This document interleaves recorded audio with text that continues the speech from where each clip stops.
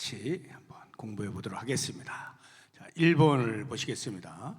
해석자의 집에 이르러서 좁은 문에서 그랬던 것처럼 문을 두드렸습니다. 무엇을 의미합니까? 그 호이라고 하는 사람의 그 안내를 따라서 해석자의 집으로 향했고 그 집 앞에서 문을 두드렸죠. 그 문을 두드리는 행위가 무엇을 의미하느냐 하는 것입니다. 문을 두드린다는 것은 이제 우리의 간절한 기도를 이제 상징해서 표현하는 것입니다. 우리의 기도다. 간절한 기도라고 할 때 이 간절함이라고 하는 것은 우리가 무엇인가를 갖고자 할 때, 또는 어떤 문제를 해결하고자 할 때, 또는 내가 목표한 것을 이루고자 할 때 생겨나는 감정이죠.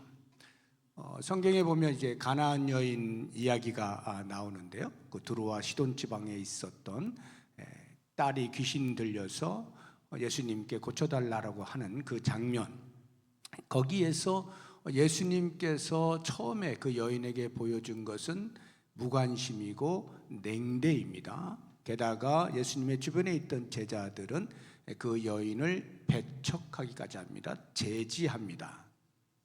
마태복음 15장 23절을 보게 되면 그 장면이 나오는데요.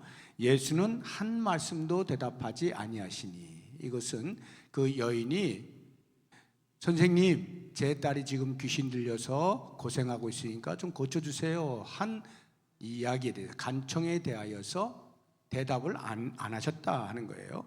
그리고는 제자들이 와서 청하여 말하되, 예수님께 청하는 겁니다. 그 여자가 우리 뒤에서 소리를 지르니까 귀찮아 죽겠어요. 그냥 빨리 쫓아내 주세요.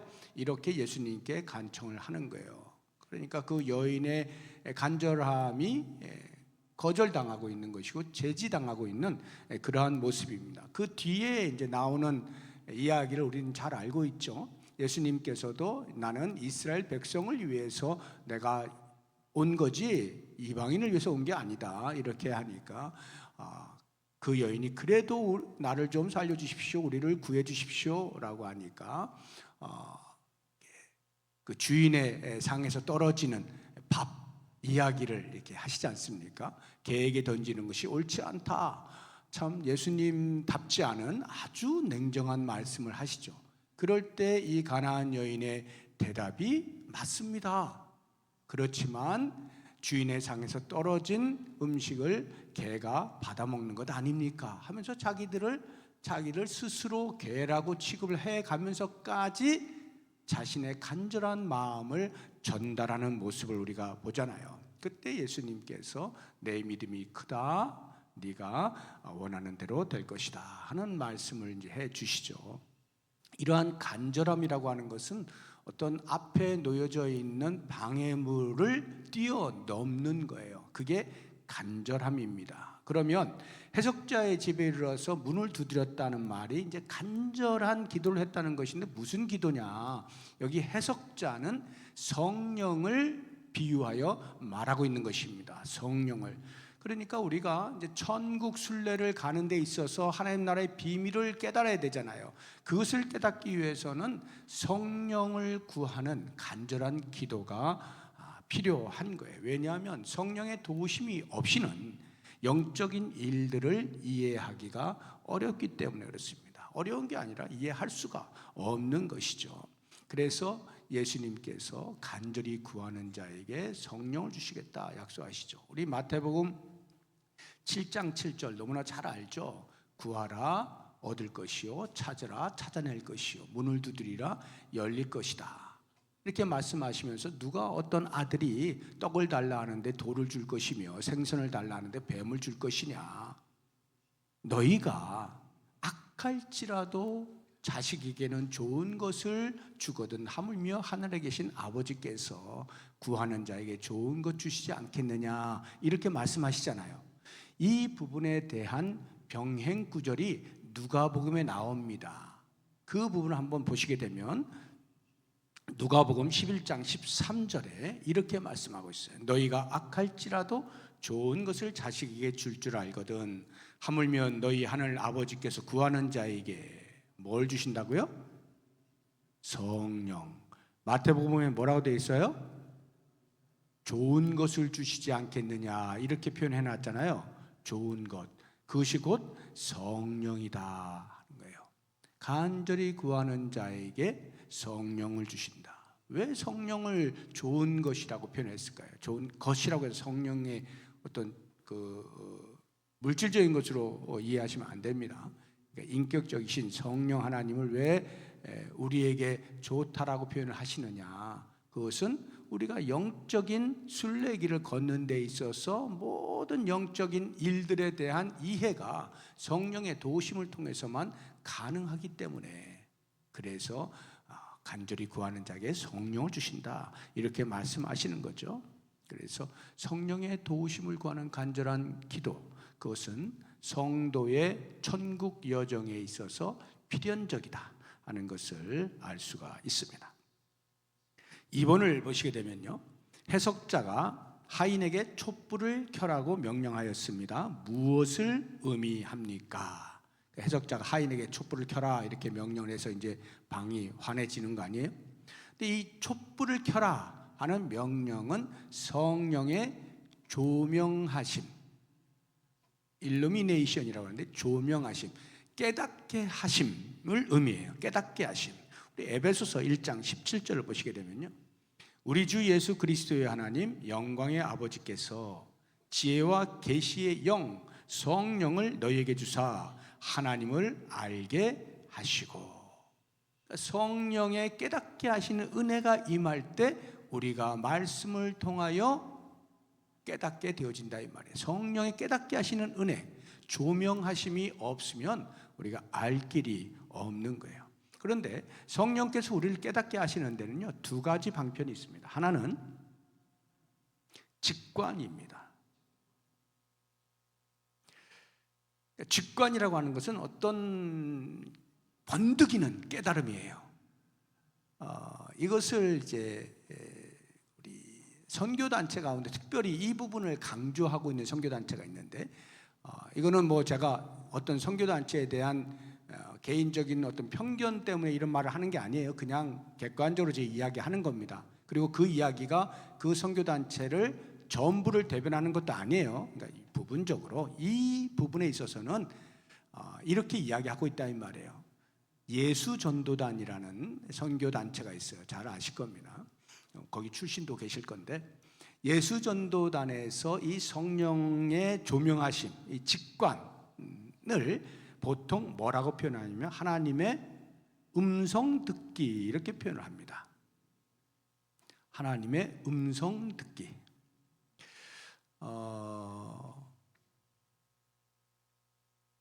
예를 들면 이런 거예요. 내가 기도하는 중에 성령께서 나에게 말씀하셨습니다. 또는 하나님께서 나에게 말씀하셨습니다. 옆에 있는 어느 성도가 지금 어려우니까 100만 원을 전달하라고 하셨습니다. 해서 100만 원을 전달하는 거예요. 이렇게 직접 음성을 듣는 거예요. 이게 성령께서 들려주셨다 이렇게 보는 것입니다.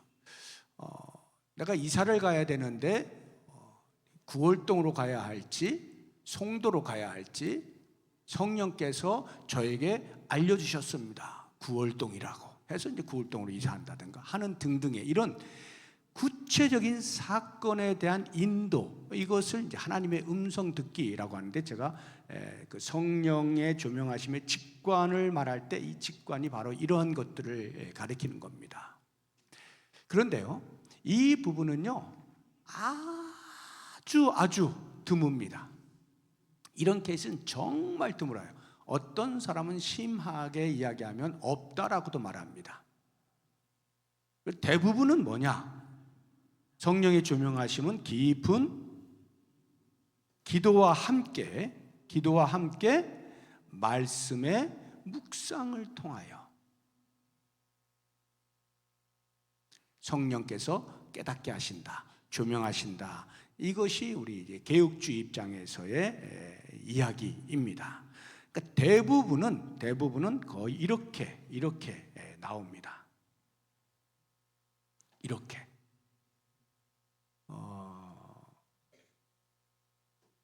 이게 뭘 말하느냐면요, 이미 하나님의 계시인 성경이 우리의 손안에 있잖아요. 그 계시를 통해 우리는 끊임없이 배우면서 익히면서 우리의 성품이 바뀌어지고 우리의 인격이 형성이 되어집니다. 그리고 우리의 믿음의 뿌리가 이제 깊이 내려가게 되어지고 이런 변화들이 있고요. 그러면 어떤 사건에 대한 판단, 능력, 선택할 수 있는 능력 이런 것들이 계속 함양되는 것입니다. 성령께서 우리의 깊은 기도와 말씀의 묵상을 통하여서 조명하신다는 말의 의미는 그러한 우리의 신앙생활의 여정 가운데에서 변화되어져 가는 그 모든 것들을 사용하신다는 거예요. 그래서 내 믿음의 수준에 맞는 판단, 내 수준에 맞는 선택을 하나님께서 허용하시는 거예요. 이것을 자유의지라고 그럽니다. 우리 인간의 자유의지가 말살된 게 아니에요. 성령께서 구체적인 사건 하나하나에 대해서 자, 이거는 이렇게, 저거는 저렇게 이렇게 지시하시지 않는다는 것입니다. 물론 이러한 인간의 자유의지를 통하여 일을 한다 하더라도 궁극적으로 우리는 돌아보면 하나님께서 나를 이렇게 인도하셨다라고 고백을 합니다.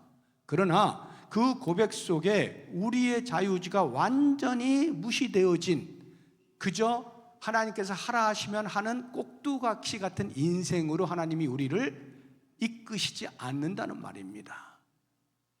그래서 우리의 지금 현재에 지금까지 내가 신앙생활을 해오면서 쌓여져 온 신앙 인격들, 성품들, 판단력들, 분별력들 이런 것들을 다 활용하여서 깊은 묵상 속에서 어떠한 일에 대한 선택을 할 수 있도록 해 주시는 거예요.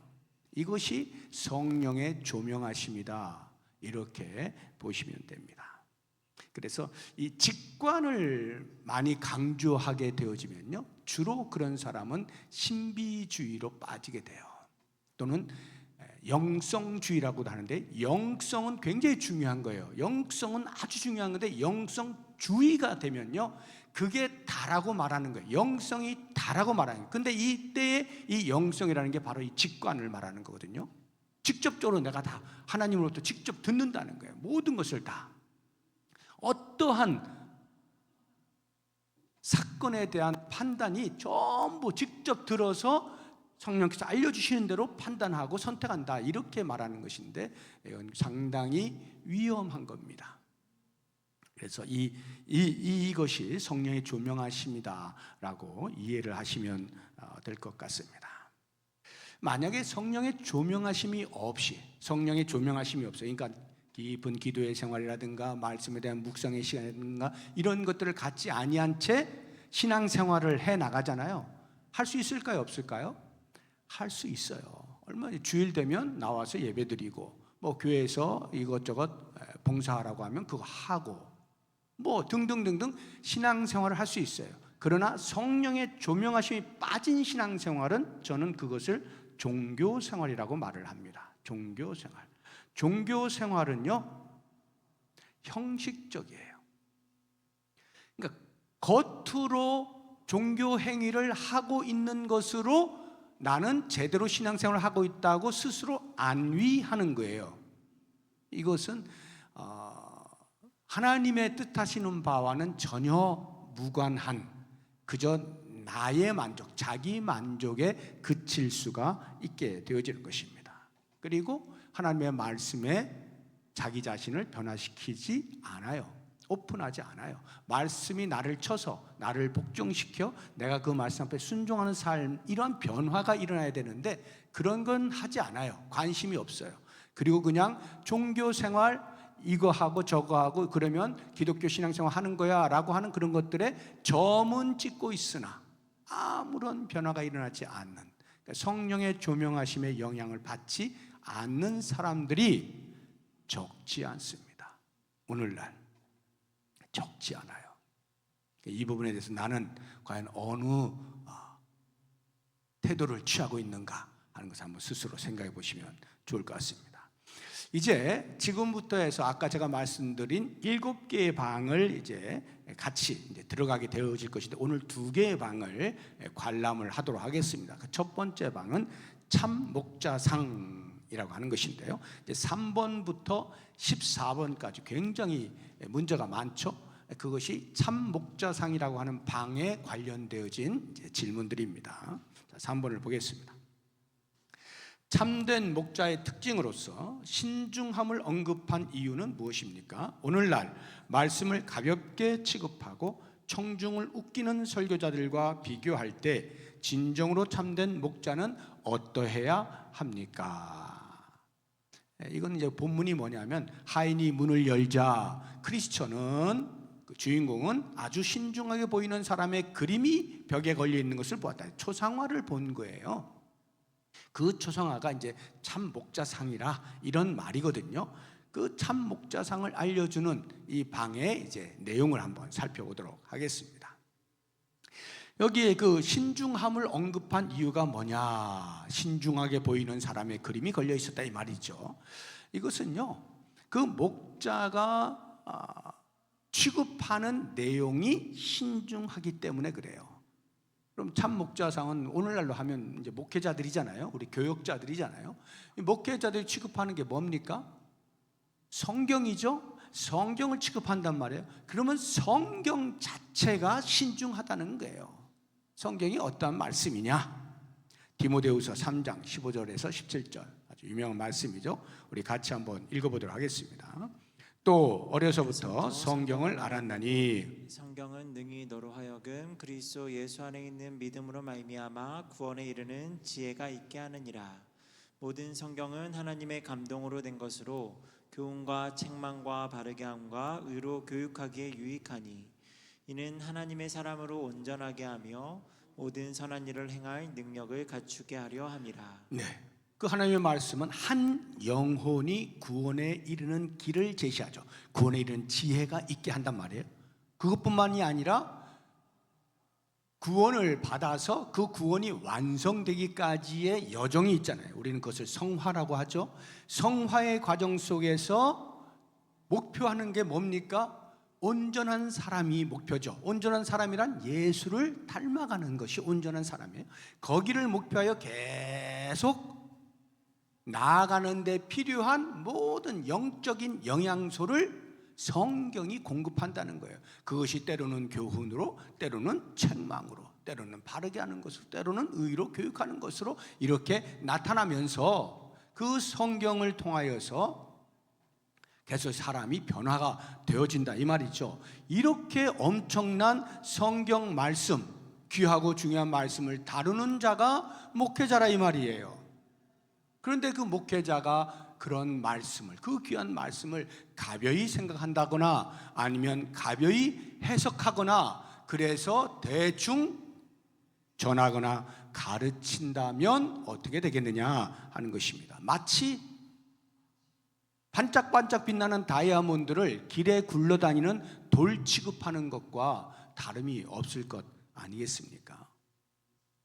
목회자가 신중해야 되는 이유는 말씀이 그와 같은 가치를 가지고 있는 것이고, 그 말씀을 가지고 성도들의 영혼을 돌보고 다루는 일을 하고 있기 때문에 신중해야 된다.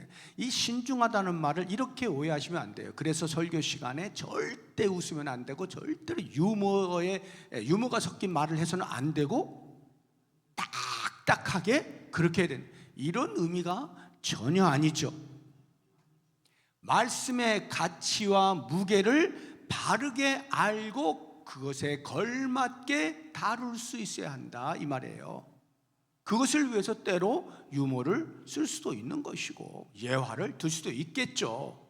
그러나 진리의 말씀을 신중하게 다루는 것 없이 그렇게 그저 청중들이 듣고 편하게 좋다 하는 쪽으로만 전해서는 안 된다 이 말이에요. 그냥 웃고 즐기고 오늘 참 좋은 시간이었어, 이런 것으로 말씀이 취급되도록 해서는 안 된다. 그것은 아주 성경을 가벼이 여기는 것이고, 그래서 그 목회자는 가벼운 사람이다, 신중하지 못한 사람이다, 이렇게 보시면 됩니다.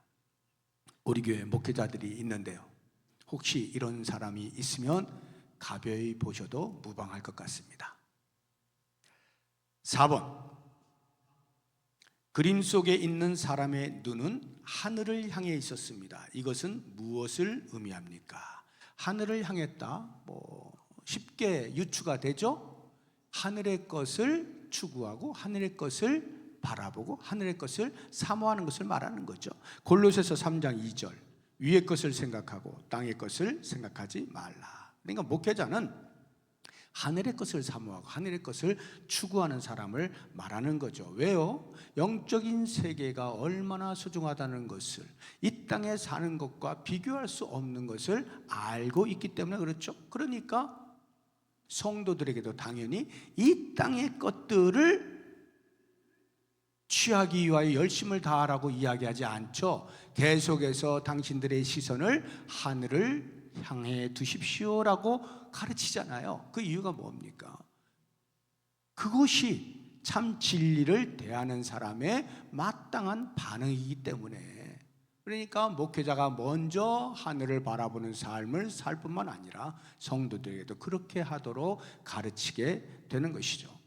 예수님께서 이 땅에 오셔서 제자들에게 가르칠 때 이 세상의 것들을 어떻게 하면 많이 취하고 어떻게 하면 높은 자리에 있고, 이러한 것들에 단 한 번도 말씀하신 적이 없어요. 오히려 그 반대를 이야기하시죠. 세상의 것들에 집착하지 말아라, 하늘을 바라보아라, 우리는 영원한 세계를 바라보는 사람들이다, 그렇게 살 사람들이다 하고는 계속 이 세상의 것들에 집착하지 않도록 말씀하시지, 세상의 것들에 눈을 부릅뜨고 찾아서 움켜쥐도록 말씀하시지 않는 거예요. 그러니까 목회자가 혹시 이 땅의 것들을 취하는 것들로 계속 이야기, 예를 들면 기복신앙을 말하는 거죠. 이렇게 하면 복받고 저렇게 하면 복받고, 복받는 것에 대해서 그 복이 하늘의 복이 아니고 이 땅에서 잘 되는 것을 신앙을 이용해서 성도들에게 이야기함으로써 듣기 좋은, 야, 이렇게 하면 잘 된대, 그래서 그 사람 앞에 우르르 몰려들게 만드는 이러한 것들은 전부 가짜 목회자들이죠. 5번 보겠습니다. 손에는 무엇을 들고 있었습니까? 그의 손에는 최고의 책이 들려 있었다, 이렇게 말하는데 최고의 책이 뭐예요? 성경이죠. 하나님 말씀이 성경입니다. 그러니까 참 목회자의 1순위, 해야 될 1순위가 뭐겠어요? 성경을 바로 가르치는 것, 성경을 바로 알리는 것, 이게 목회자의 1순위, 어떤 것과 바꿀 수 없는 1순위입니다. 왜냐? 하나님의 말씀만이 교회와 성도를 든든히 세울 수 있기 때문에 그래요. 사도 바울이 에베소 교회에서 목회를 3년 동안 하잖아요. 그리고는 이제 예루살렘으로 가는데 밀레도라고 하는 곳에 머무르면서 그 에베소 교회가 자꾸 밟히는 거예요. 그래서 거기 장로들을 초청을 합니다. 그리고는 그들에게 이제 떠나면서 당부할 때에 이 말씀을 언급을 해요. 사도행전 20장 32절 보시게 되면, 지금 내가 여러분을 주와 및 그 은혜의 말씀에 부탁하노니 그 말씀이 여러분을 능히 든든히 세우사 거룩하게 하심을 입은 모든 자 가운데 기업이 있게 하실 것입니다. 이 이야기를 하는 게 뭐예요? 자기가 3년 동안 열심히 가르친 그 말씀에 흔들리지 말고 계속 뿌리를 깊게 내려라 하는 것이죠. 그 말씀과 다른 것들을 이야기하는 것에 대하여 귀를 쫑긋 세우지 말라는 것이죠. 오직 들은 바 그 말씀에 집중하여서 그 말씀을 귀하게 여겨서 교회를 든든히 세워나가라, 성도를 든든히 세우도록 해라, 이렇게 말씀하고 있는 것이죠. 우리는 오늘날의 이제 목회자들에 대한 성도들의 그 기대라고 하는 것이 뭐 사람마다 다 다를 수는 있겠습니다만, 오늘날의 어떤 시대적 흐름 속에서 박학다식한 목회자에 대한 기대가 있을 수가 있어요. 야, 우리 목사님은 뭐 성경만 잘 아는 게 아니라 철학도 잘 알고 심리학도 잘 알고 사회학도 잘 알고 세상 돌아가는 거 모르는 게 없어 하면 일단 그 박학다식함 앞에 겸손해집니다. 성도들이. 자, 들어보자. 얼마나 귀한 말씀들을 잘 전하는가, 잘 들어보자. 보통 이렇게 이제 되죠. 그러니까 이성적으로 먼저 굴복이 되는 겁니다. 너무나 많은 지식들을 가지고 있으니까, 나와는 전혀 다른 그런 지식을 가지고 있으니까 말이죠. 물론 목회자가 박학다식하면 좋습니다. 그런데요, 거기에 위험도 있어요. 어떤 위험이냐? 그 박학다식함이 성경보다 더 자랑스러워지도록 생각이 들면 큰일 나는 거예요. 목회자의 마음에 말이죠. 그리고 그런 것들을 자꾸 이야기하다 보면 자기도 모르는 사이에 성경 이야기는 성도들도 대부분 아니까, 하도 자주 들었으니까 좀 성도들이 못 들어온 말들, 이 철학책에서 잠깐, 저 책에서 잠깐 이렇게 해서 이야기를 전달하고, 그래 감동을 받게 하고, 그럼 성도들 그것도 들으면서 정말 우리 목사님 모르는 게 없어, 야 대단하시네 하는 것으로 성경 말씀이 점점 사라지고 있는데도 그것도 모른 채 그냥 좋은 것으로 착각을 하면 큰일 나는 거예요. 잠깐 일시적으로 부분적으로는 그런 것들이 유익이 있을 수가 있죠. 그러나 교회를 정말로 든든히 세우고 성도의 영적인 생활을 책임지는 것은 하나님의 말씀입니다. 하나님의 말씀이에요.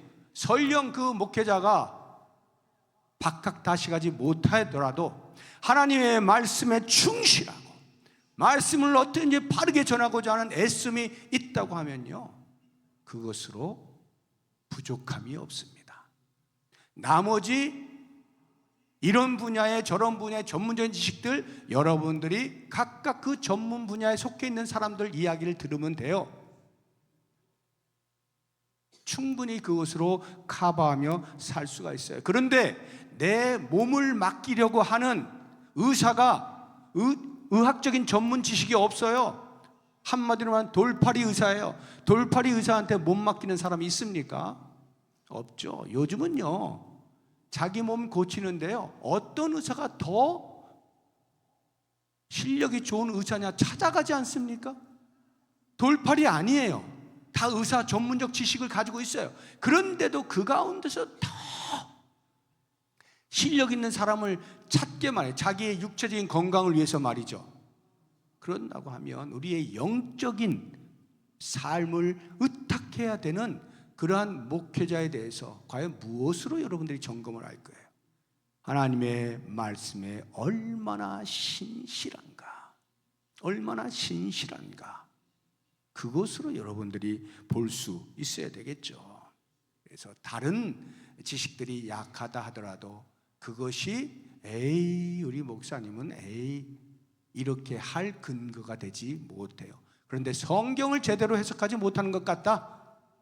그러면 조금 걱정스러워 해야 됩니다. 왜 그러시지? 물론 그럴 때 비난하는 것보다는 더 많이 기도해 주는 게 좋겠죠. 아무튼 성경 말씀에 충실한가를 깊이 볼 수 있어야 돼요. 그것이 참 목회자상이다 하는 것입니다. 6번 보겠습니다.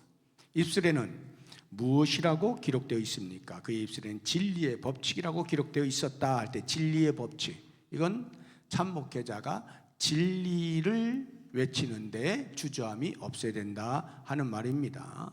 사도행전 20장 27절을 보게 되면요, 이는 내가 꺼리지 않고 하나님의 뜻을 다 여러분에게 전하였음이라 할 때, 이 꺼리지 않는다는 게 뭐냐 하면, 사람들이 듣기 좀 싫어하더라도, 사람들이 듣기 어려워하더라도 그러한 것들이 방해물이 되어서 주저하지 않는다는 거예요. 두려움 없이 담대하게 진리를 외친다 이 말이에요.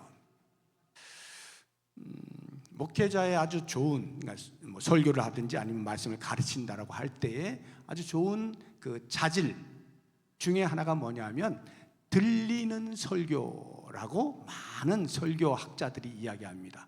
성도들이 들을 수 있어야지, 아무리 자기가 진리를 외친다라고 입에 거품을 물어도 성도들이 못 알아듣는 말 하면 그게 무슨 소용이 있어? 들리는 설교를 해야 된다. 저도 100% 동감합니다. 그런데요, 혹시 이 말과 오해를 하면 안 돼. 들리는 설교가 성도들이 듣기 좋아하는 설교로 착각을 하시면 안 됩니다. 성도들의 입장에서는 저 말씀 왜 이렇게 어려워? 하는 것과 듣기 싫어, 듣기 싫어 하는 것과는 다르다 이 말이에요. 때로는 하나님의 말씀이 어려울 수 있습니다. 하나님의 말씀이 다 쉬운 것 아니에요. 예수 믿으면 구원받는다, 너무 선명하고 쉽죠. 그러나 성도로 살아가는 삶에 대한 이야기는요, 적지 않은 부분에서 어려운 것들이 있습니다. 제가 성경 전문가 아닙니까? 그래도요, 하나님 말씀을 대하면요, 그저 작아질 수밖에 없어요. 너무 어려운 게 많아요. 하물며 성도들은 말할 것도 없죠. 그런 어려운 하나님의 말씀을 전할 때 전하는 자도 어렵게 전할 수밖에 없는 경우가 있고, 듣는 사람도 너무 어렵다 하는 수가 있지만, 그것이 우리 목사님 맨날 저렇게 듣기 싫은 말만 저렇게 하시지, 막 그냥 부담이 되는 말만 하시고 말이야, 좀 위로가 되는 말도 해주시고 격려가 되는 말도 좀 해주시고 이러면 좀 좋아. 맨날 뭐라 하기만 하고. 이것하고는 달라요, 얘기가. 그래서 참 목회자는 진리를 외친다라고 할 때 물론 최선을 다해서 성도들이 들을 수 있는, 들리는 설교하는 것 잘 준비해야 됩니다. 굉장히 중요해요. 그러나 성도가 듣기 좋아하는 말을 하려고 하면 그때부터 이미 참 목회자상에서는 끝났다, 이렇게 보시면 됩니다. 그래서 여러분들이 들으실 때 재밌어, 재밌어, 그냥 가려운 거 긁어주기만 하고, 이렇게 쉽고 웃을 수 있고 편안한 말씀만 전하는 목회자는 하루속히 떠나는 게 좋습니다. 여러분의 영적인 유익을 위해서 그런 말로부터는 하루속히 떠나는 게 상책이에요. 하나님의 말씀은 그렇게 우리에게 다정다감하지만은 않습니다. 왜? 우리 인간의 본성이요, 말씀에 의해서 충격받고 부끄러워지고 수치스럽고 하는 것이 너무나 많거든요. 근데 그런 것들이 하나도 안 들려요? 이상한 거예요, 그거. 저도 하나님의 말씀을 대할 때마다 말할 수 없는 부끄러움을 느끼거든요. 수치감을 느끼거든요. 내가 이것밖에 안 되나 하는 이런 것들이 있거든요. 이런 도전과 이런 어떤 자책과 이런 것들이 끊임없이 있는 게 하나님의 말씀이에요. 그런 말씀을 과연 거리낌 없이 전할 수 있느냐? 참 목회자상을 구별할 수 있는 척도가 됩니다. 7번, 세상을 뒤로한 이유는 무엇입니까? 그의 등 뒤에는 세상이 있었다, 이렇게 말하는데요, 이것은 목회자가 당연히 세상적 가치에 힘을 실지 않는다는 말이죠. 세상에서 가치 있다고 여기는 것들, 영광스러운 것들, 명예로운 것들, 인기를 누릴 수 있는 것, 또는 물질적 풍요, 이런 것들을 추구하지 않죠. 추구하지 않습니다. 그래서 바울이 이렇게 고백하잖아요. 빌립보서 3장 8절을 보면, 또한 모든 것을 해로 여김은 내 주 그리스도 예수를 아는 지식이 가장 고상하기 때문이라. 내가 그를 위하여 모든 것을 잃어버리고 배설물로 여김은 그리스도를 얻고. 그래서 세상의 것들을 배설물로 여겨버리잖아요. 여기 세상의 것들, 사도 바울이 말한 세상의 것들은 상당히 괜찮은 것들입니다. 사도 바울이 가지고 있었던 것들 상당히 괜찮은 것들이고 사람들이 부러워할 만한 것들이에요. 근데 그런 것들을 그리스도를 아는 고상함 때문에 배설물로 여긴다. 그래서 많은 사람들이 여기에서 바울이 왜 저렇게 말했지? 이렇게 말해도 될 것 같은데? 라고 자꾸 고쳐 들으려고 해요. 뭐냐면 금상첨화를 생각하는 거예요. 아니, 사도 바울이 누리고 있던 것들 다 같이 누리면서도 예수를 아는 그 고상함에 더하면 금상첨화 아니냐.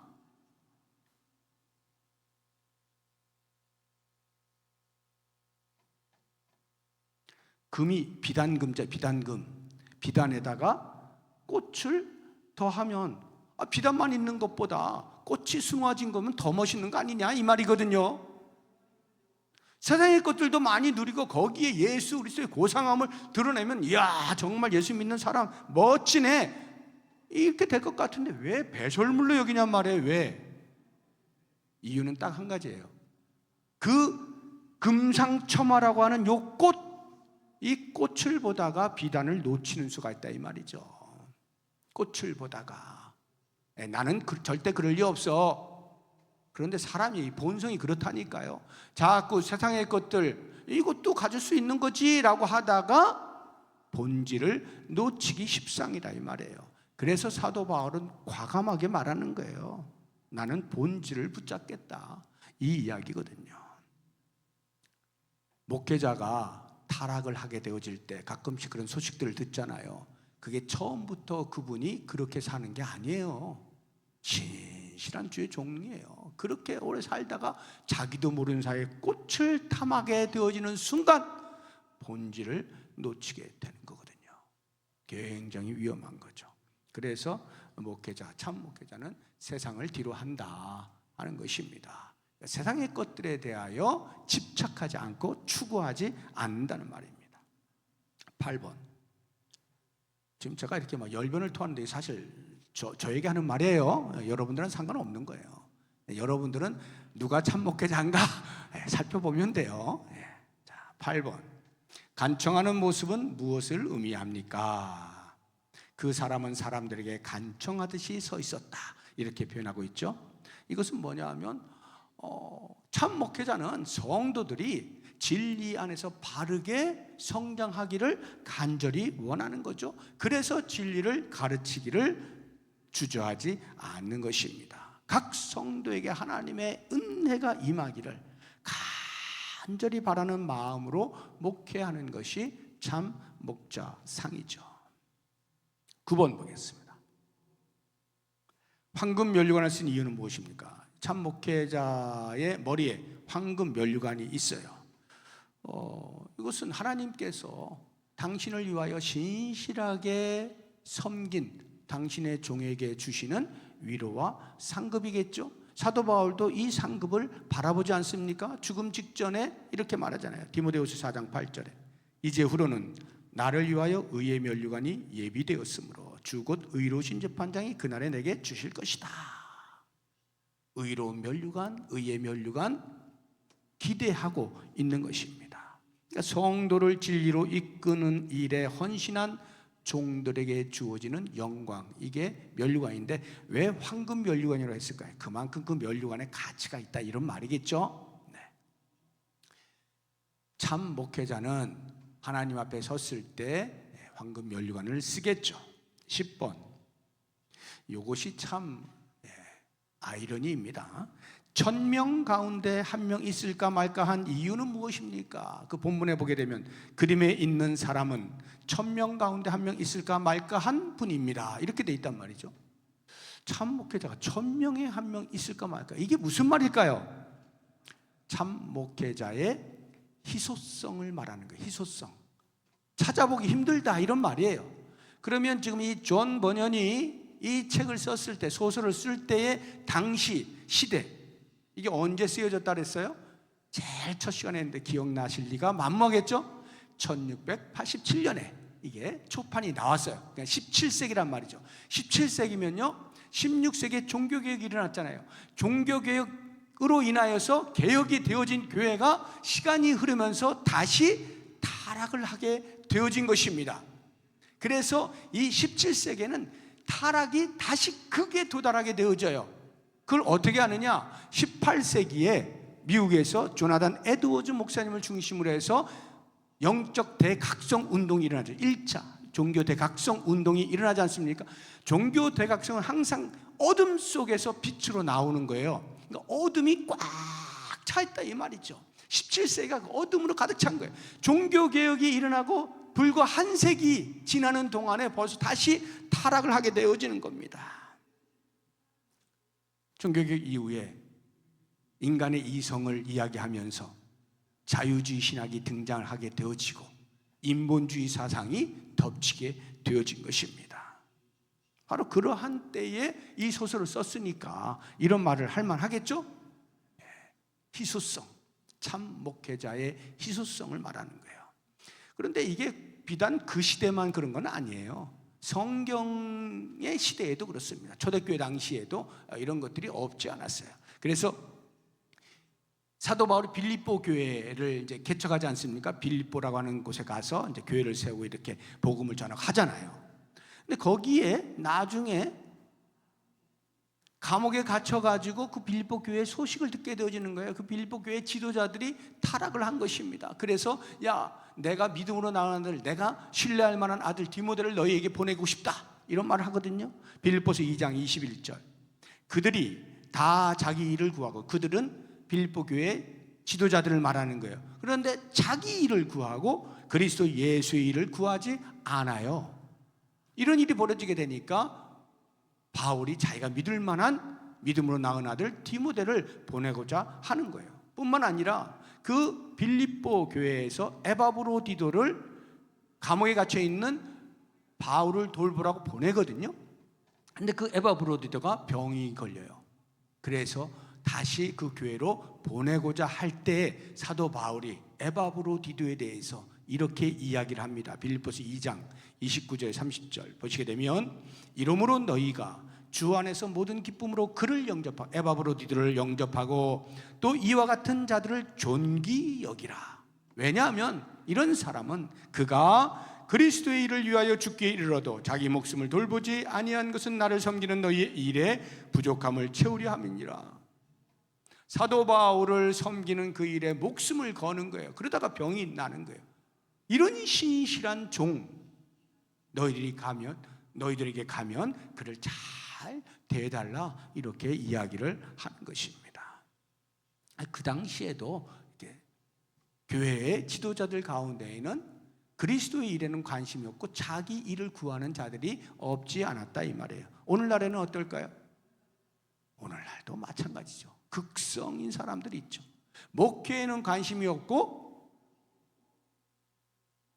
이 교회 또는 교회가 속해 있는 노회가 속해 있는 총회, 뭐 이런 일들에 관심을 갖는, 이제 그걸 교회 정치라고 말을 하는데, 교회 정치에 관심을 더 많이 갖는 목회자들이 없지 않습니다. 또는 심한 경우에는 교회 목회에 관심이 없고 세상 정치, 사회에 참여해야 된다고 해서 사회 복음을 주장하면서 사회 정치, 교회 이 나라의 정치에 관심을 가지고 목소리를 올리고 하는 사람들도 없지 않습니다. 목회에 관심이 없고 그러한 일에 관심을 두게 되어지는 순간 그 사람은 참 목회자 상으로부터는 거리가 멀어진다 하는 것을 알 필요가 있습니다. 11번, 해산의 고통을 알고 있다는 것은 어떤 자질을 의미합니까? 이거는 한 영혼의 관심을 지극히 갖는 것이고, 이건 뭐 사도 바울이 우리에게 보여주고 있는 참 목회자상의 대표적인 모습인데요.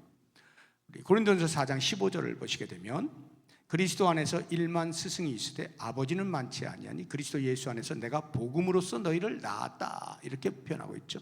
더 구체적으로 갈라디아서 4장 19절을 보면, 나의 자녀들아 너희 속에 그리스도의 형상을 이루기까지 다시 너희를 위하여 해산하는 수고를 한다, 이런 표현들. 당연히 참 목회자가 가져야 할 영적 자질이죠. 나아가서 12번을 보면 낳은 자녀를 어떻게 양육합니까 하는데, 낳을 뿐만 아니라 양육을 한다는 거예요. 부모는 자기 아기가 태어나면 그 아기가 잘 자랄 수 있도록 모든 것을 동원해서 양육을 하지 않습니까? 데살로니가전서 2장 7절 8절을 보시면, 우리는 그리스도의 사도로서 마땅히 권위를 주장할 수 있으나 도리어 너희 가운데서 유순한 자가 되어 유모가 자기 자녀를 기름과 같이 하였어요. 유모, 젖을 가지고 있는 엄마가 자기 자녀를 기름과 같이 하였으니 우리가 이같이 너희를 사모하여 하나님의 복음뿐 아니라 우리의 목숨까지도 너희에게 주기를 기뻐함은 너희가 우리의 사랑하는 자 됨이라. 자기의 목숨을 바쳐서라도 양육하고자 하는 것이 참 목회자 상이다 하는 것입니다. 13번과 14번을 같이 한번 보도록 하겠습니다. 초상화를 처음으로 보여준 이유는 무엇입니까? 그러니까 제일 처음 방에 들어갔을 때 그 초상화를 본 거잖아요. 이것과 14번 질문을 보시면, 참된 목자와 거짓 목자를 분별하는 것이 중요한 이유는 무엇입니까? 같이 묶어서 보시게 되면요, 초상화를 처음 보여준 이유는 그만큼 성도의 신앙의 여정에 있어서 목회자가 중요하다는 거예요. 좋은 목자를 만나느냐 그렇지 않느냐는 자기의 신앙 여정의 결과에 지대한 영향을 미쳐요. 성공적인 순례의 여정을 마치기 위해서는 좋은 안내자를 만나는 게 필수인 것입니다. 그래서 거짓 목자냐 참 목자냐의 차이를 분별하지 못하는 사람은 자기 영혼이 파멸에 이르게 될 수도 있습니다. 그래서 예수님께서 제자들에게 당부하시죠. 마태복음 7장 15절에 보면 거짓 선지자들을 삼가라. 양의 옷을 입고 너희에게 나아오니 속에는 노략질하는 일이라. 속에는 노략질하는 일이라. 베드로 사도도 역시 마찬가지로 거짓 교사의 위험성을 경고합니다. 베드로서 2장 1절을 보면 그러나 백성 가운데 또한 거짓 선지자들이 일어났었나니 이와 같이 너희 중에도 거짓 선생들이 있으리라. 그들은 멸망하게 할 이단을 가만히 끌어들여 자기들을 사신 주를 부인하고 임박한 멸망을 스스로 취하는 자들이라. 3번부터 14번까지 지금까지 참 목자상에 대해서 우리가 배웠는데요, 저를 포함해서 우리 목회자들은 이 말씀들에 자기 자신을 솔직하게 드러내놓고 살펴보아야 할 것입니다. 그리고 성도 여러분들은 그러한 참 목회자상이 이런 것이구나 하는 것을 잘 보시면서 판단하고 평가하고 또는 비난하고 이런 목적이 아닌 여러분의 영혼이 잘 될 것을 생각하시면서 참 목회자상을 구별할 수 있는 능력을 길러내시고 그렇게 하면서 그 가르침 앞에 순종하여 나아가 마음을 합하여 가게 되어지면 교회도 든든히 세워가고 여러분 영혼도 든든히 세워져 갈 수 있다 하는 것을 깊이 묵상하시면 좋을 것 같습니다. 이제 15번부터 18번까지는 율법과 복음에 대한 비유인데요, 한번 보겠습니다. 15번. 먼지가 가득한 방은 무엇을 나타내는 것입니까? 이제 거실로 안내를 했는데 그 거실이 먼지가 자욱한 거예요. 이 두 번째 방은 율법과 복음을 비교하여서 우리에게 이제 알려주는 방인데요, 이 먼지라고 하는 것은 우리의 원죄를 말해요. 그리고 원죄로 말미암는 우리의 부패함을 의미하는 게 이 먼지예요. 그러니까 먼지가 가득하다라고 하는 것은 아직 성령께서 역사하지 아니한 자연인의 마음 상태라고 하는 것을 알 수가 있겠죠. 인간은 타락한 다음에 도저히 인간의 그 부패한 마음을 깨끗하게 할 수 없어요. 그래서 예레미야 선지자가 이렇게 말하죠. 17장 9절에 만물보다 거짓되고 심히 부패한 것이 마음이다. 누가 알겠냐? 심히 부패한 건 인간의 마음이다 하는 거예요. 어떤 정도로 부패했느냐 하면 자기 스스로가 악을 행하면서도 그게 악인지 모를 만큼 부패한 것이 우리의 모습이에요.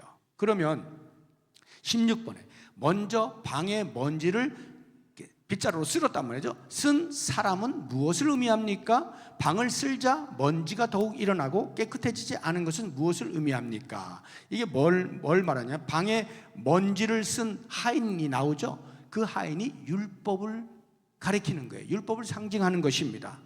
방 안에 먼지가 가득했다라고 하는 것은요, 먼지가 이렇게 가라앉아 있는 거예요. 그래서 곳곳마다 먼지가 덮여 있는 상태죠. 이게 자연인의 마음 상태란 말이에요. 그런데 쓸었어요, 그 먼지를. 그럼 어떻게 될까요? 먼지가 풀풀풀풀 나면서 온 방을 가득 덮는 거죠. 율법이 그런 기능을 한다는 거예요. 우리 인간이 죄로 가득 차 있어요. 그냥 그렇게 있는 거예요. 그런데 율법이 우리 안에 들어오게 되어지면서 그 죄가 죄라고 하는 것이 막 드러나기 시작하는 거예요. 확 일어나게 된다는 말이에요. 분명히 청소를 하는 것인데 먼지가 사라지기는커녕 오히려 온 거실을 가득 덮게 되었다 하는 말이죠. 와, 왜 이렇게 먼지가 많어? 먼지의 인지를 하게 될 뿐이다 이 말이에요. 율법은 우리의 부패한 마음을 깨끗하게 할 수 있는 기능이 없다는 말입니다. 다만 반대로 우리가 얼마나 큰 죄인인지를 알게 하는 기능이 있어요. 물론 죄에 대한 억제를 하는 기능도 있습니다, 율법이. 그러나 인간의 부패한 마음은 그 죄에 억제하는 율법의 기능을 뛰어넘습니다. 그 정도로 부패한 게 인간의 마음이에요. 결국 율법은 인간의 죄를 없이 할 수가 없고요, 그것을 자각하는 순간, 인지하는 순간, 나는 왜 이런 죄를 짓나? 자괴감만 들 뿐이죠. 바울은 그것을 이렇게 표현합니다. 로마서 7장 9절에 전에 율법을 깨닫지 못했을 때에는 내가 살았더니, 살았다는 말이 뭐냐 하면 죄인 줄 모르고 그냥 그렇게 버젓이 살아간다 이 말이에요. 나 괜찮은 사람이지 정도면 이렇게 살아간다. 그런데 율법이 이르렀어요. 계명이 이르렀어요. 그러니까 어떻게 돼요? 죄는 살아나고 나는 죽었도다. 내가 이런 죄인이었다니 하면서 그냥 죽어지는, 내가 이런 인간이었다니, 이렇게 돼버린단 말이에요. 율법이 찾아오니까, 법을 알게 되어지니까 내가 얼마나 그 법에 멀리 있던 사람인가 하는 것을 알게 되었단 말이에요. 그리고는 그것보다 더 심각한 것은 그냥 자괴감만 하고 있으면 그나마 괜찮은데요, 인간의 부패함은요, 죄의 억제를 어떻게 한다고요? 넘어선다고요. 죄를 지은 것에 그치지 않고요, 더 큰 죄로 나아갑니다. 로마서 5장 20절, 율법이 들어온 것은 범죄를 더하게 하려 함이라. 야, 이 율법 있으면 안 되는 거네, 나쁜 거네, 그런 말이 아닙니다. 율법의 기능이 죄를 더한다는 말은 마치 이런 거예요. 금고 털이범이 금고를 털었어요. 성공했어요. 와, 신난다. 그 다음에 또 들어갔어요.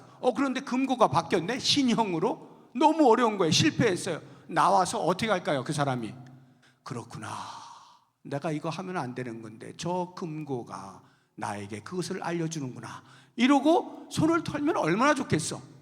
손을 터는 게 아니라 어떻게 하면 저 금고를, 저 신형 금고를 털 수 있을까 더 고민하고 연구하죠.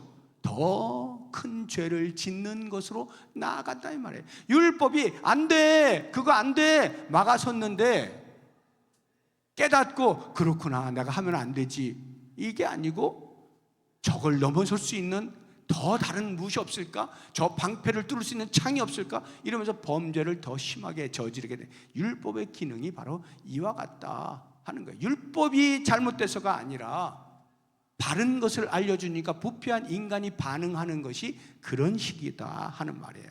그런데 여기에 17번 보시면, 물을 가져다 뿌린 처녀는 무엇을 의미합니까? 물을 뿌렸어요. 이제 먼저 펄펄펄 나니까 물을 뿌리고 청소를 하는 거예요.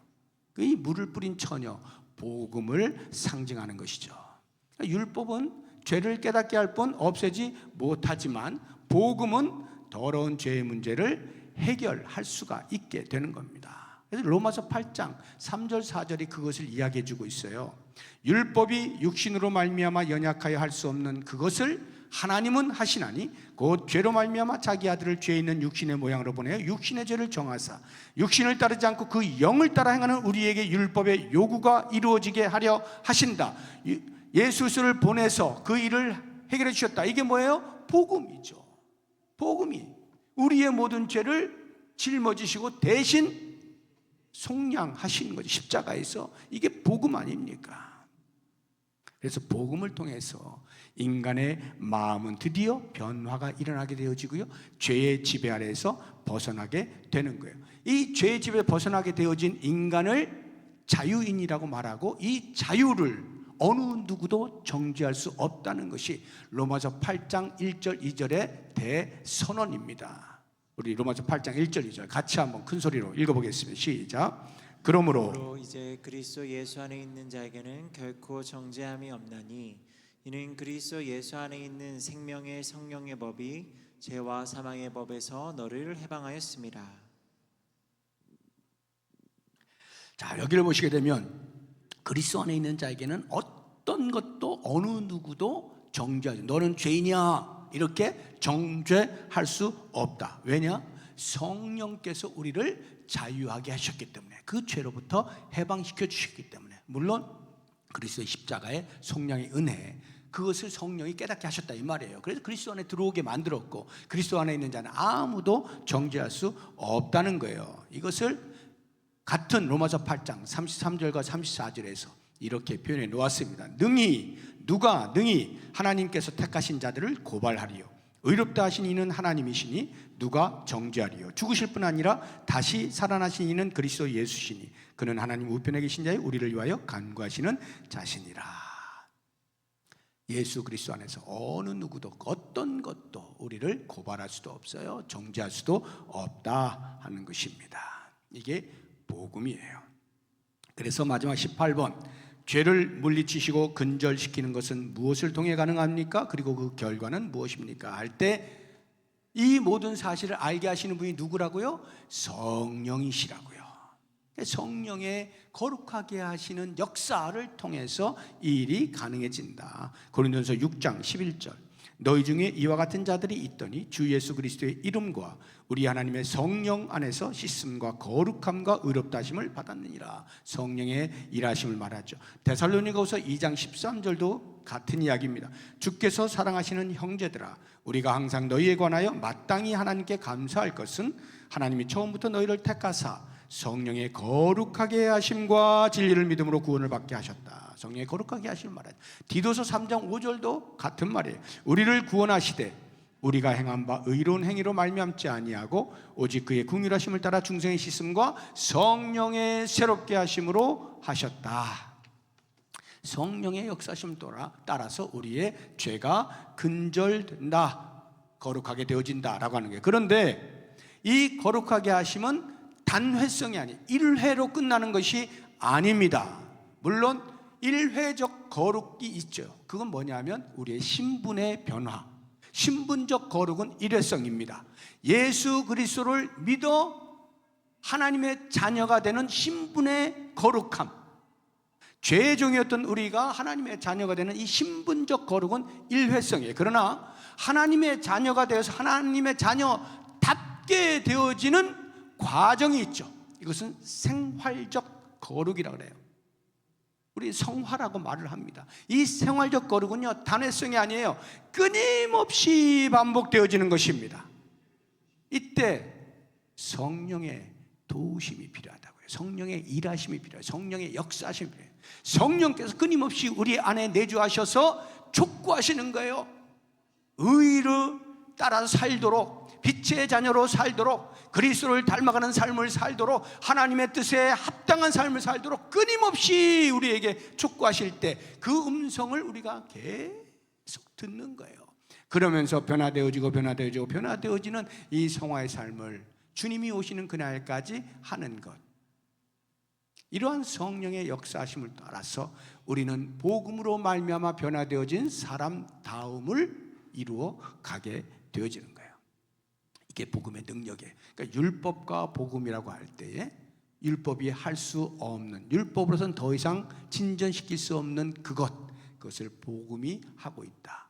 율법이 불완전하다, 율법이 잘못됐다, 이런 뜻은 아닙니다. 인간의 부패함이 율법을 지키는 것으로는 불가능하다 이 말이에요. 그래서 율법은 반드시 복음으로 우리를 인도해요. 너 죄인이잖아, 너 스스로 안 되잖아, 그러니까 누가 필요해 하고는 예수 그리스도께로 우리를 이끌어내는 초등교사의 역할을 한다. 이게 율법의 힘이에요.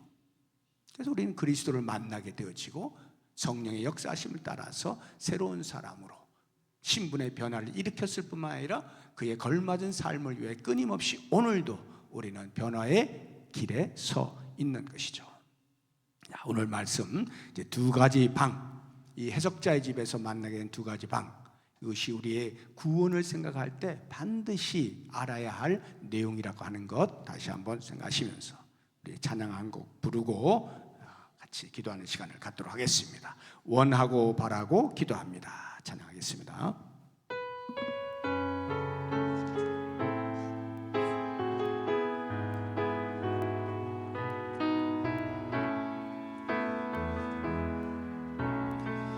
세상을 살아가는 동안에 나의 힘을 의지할 수 없으니 기도하고 낙심하지 말 것은 기도하고 낙심하지 말 것은 주께서 주께서 참 소망이 되십니다. 주께서 참 소망이 2절 하겠습니다. 되심이라. 주의 길을 걸어가는 동안에 주의 길을 걸어가는 동안에 세상의 것 의지할 수 없으니 세상의 것 의지할 수 없으니 감사하고 낙심하지 말 것은 감사하고 낙심하지 말 것은 우리 주님께서 참 기쁨이 되시기 때문입니다. 주께서 참 기쁨이 되심이라. 아멘. 하나님의 꿈이 하나님의 꿈이 나의 비전이 되고 예수님의 성품이 예수님의 성품이 나의 인격이 되고 성령님의 권능이 성령님의 권능이 나의 능력이 되길 원하고 바라고 기도합니다. 아멘. 이 시간에 기도할 때 우리 목회자들을 위해서 기도하시면 좋겠어요. 우리 이 땅에 있는 모든 목회자들을 위해서도 기도하지만 특별히 우리 부평 동북교회를 섬기고 있는 목회자들을 생각하시면서 이런 목회자들이 되게 해주십시오. 기도하면 좋겠는데요. 첫 번째, 주님을 사랑하고 교회와 성도를 사랑하는 목회자가 되게 해주십시오. 기도해 주시고요. 두 번째, 말씀을 바르게 깨닫고 효과적으로 전하며 가르치는 능력을 주시옵소서. 기도하시고 세 번째, 성령으로 충만하여 천국 순례의 안내를 훌륭히 수행하게 하옵소서. 기도해 주시기 바랍니다. 그리고 두 번째, 교회 사역을 위해서 기도하시는데요.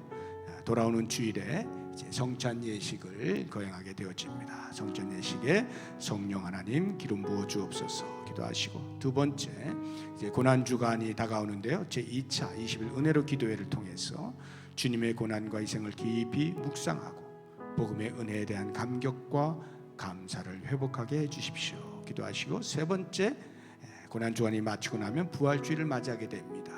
부활 주일에 있게 되어질 부활의 메시지와 우리 찬양대에서 준비한 칸타타를 통해서 부활의 영광에 동참하고 부활 신앙을 새롭게 정립하는 교회가 되게 해 주십시오. 이와 같은 교회 사역을 위해서 우리 다 같이 한 목소리로 기도하겠습니다. 하나님 아버지 감사합니다. 우리 교회를 사랑하셔서 귀한 목회자들을 세워주신 것 감사합니다. 사랑하는 목회자들이 주님을 깊이 사랑하고 주님의 사랑에 녹아지고 그래서 그 사랑에 힘입어 교회를 사랑하고 성도를 사랑할 수 있는 진실한 종들이 될 수 있도록 인도하여 주시기를 원합니다. 모든 행함이 사랑에 근거하여 시행될 수 있도록 도와주시기를 원합니다. 뿐만 아니라 하나님의 말씀, 진리의 말씀을 먼저 바르게 깨달을 수 있게 하여 주시고 그 말씀을 전달할 때 가장 효과적인 방법으로 전달하고 가르칠 수 있는 능력이 있도록 주여 도와주시기를 원합니다. 다른 세상의 어떠한 지식과 학문이 아닌 오직 하나님의 말씀의 전문가가 되어서 말씀을 바르게 깨닫고 바르게 전하는 귀한 목회자들이 되도록 도와주시기를 원합니다. 오 주님 원합니다. 우리 목회자들이 성령으로 충만하게 되기를 간절히 원합니다.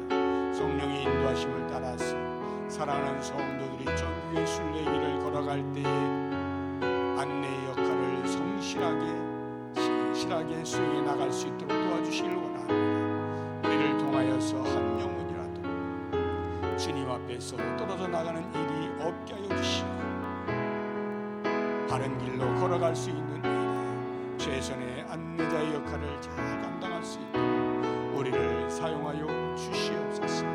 그래서 사랑하는 성도들이 참 목회자들을 통하여서 바르게 양육되게 하여 주시고 천국의 여정을 끝까지 완수해 나갈 수 있도록 주여 도와주시옵소서. 이제 이번 주일에 성례식이 있습니다. 하나님 온 성도가 몸과 마음을 깨끗이 하며 주님 주님께서 마련해 놓으신 성찬 예식에 참여하면서 그리스도께서 우리를 위하여 행하신 것을 깊이 묵상할 수 있는 시간이 되게 하여 주옵시고, 고난주간을 맞이하면서 예수님께서 예루살렘 성에 입성하셔서 5일 동안에 행하셨던 모든 행적들을 돌아보면서 우리에게 베푸신 놀라운 은혜를 위하여 당하신 고난들을 묵상하고, 마침내 십자가에 죽으시고 우리의 모든 죄를 사유신 은혜를 기억하면서 감사와 감격이 회복되어질 수 있는 귀한 은혜가 있게 하여 주옵소서. 그래서 부활의 영광스러운 주일을 맞이하면서 주님의 부활의 메시지를 깊이 묵상하고 들으며 감격할 수 있게 해주시고, 특별히 찬양대가 열심을 다하여 준비하면서 칸타타를 통하여 부활의 주님을 찬양할 때 온 성도가 동참하게 하여 주옵시고, 그 놀라운 부활 신앙이 새롭게 정립하고 새롭게 독립할 수 있는 귀한 은혜의 시간들을 보낼 수 있도록 인도하여 주시옵소서. 예수님의 이름으로 기도드립니다. 아멘. 하나님 아버지 감사합니다. 오늘 성경 아카데미를 통해서 우리에게 들려주시는 말씀의 은혜들을 마음 깊이 새길 수 있게 하여 주시고, 참 목회자들을 통하여서 교회가 든든히 세워져 갈 수 있게 하여 주시고, 사랑하는 성도들이 천국의 순례길을 걸어가는데 조금도 어려움이 없고 바르게 안내를 받을 수 있도록 도우시길 원합니다. 부평동목교회를 섬기는 목회자들에게 은혜를 베푸셔서 참 목회자 상에 점점 가까워질 수 있게 하여 주시고, 주님께서 쓰시기에 조금도 부족함이 없는 삶을 살아갈 수 있도록 도와 주시옵소서. 이제 이번 주일부터 시작하여서 성찬 예식과 고난주간의 제2차 20일 은혜로 기도회와 부활주일에 있는 부활의 칸타타를 통하여서 이 1년의 과정 속에서 주님이 당하신 고난으로부터 영광스러운 부활에 이르기까지의 모든 여정이 우리를 위한 것임을 깨닫고 하나님 앞에 감사와 감격이 회복되게 하여 주옵시고, 참된 부활의 신앙으로 재정립하여 나아갈 수 있는 기회가 될 수 있도록 함께하여 주시옵소서.